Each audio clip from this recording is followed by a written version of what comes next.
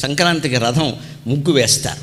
భోగినాడు రథం ముగ్గు వేసేటప్పుడు రథం ముఖ భాగం ఇంటి వైపుకి గుమ్మం వైపుకుంటుంది. సంక్రాంతి నాడు రథం ముగ్గు వేస్తారు, ఆ ముఖ భాగం అటువైపుకుంటుంది.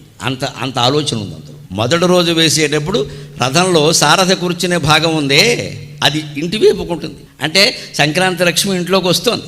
సంక్రాంతి నాడు కనుమ నాడు వేసేటువంటి రథం ముగ్గులో ఆ సారథి కూర్చున్న భాగం అటువైపుకుంటుంది. సంక్రాంతి లక్ష్మిని గౌరవంగా సాగనంపుతున్నాం, శాశ్వతంగా మన ఇంట్లోనే ఉండమని అనకూడదు, అది మళ్ళీ స్వార్థమే.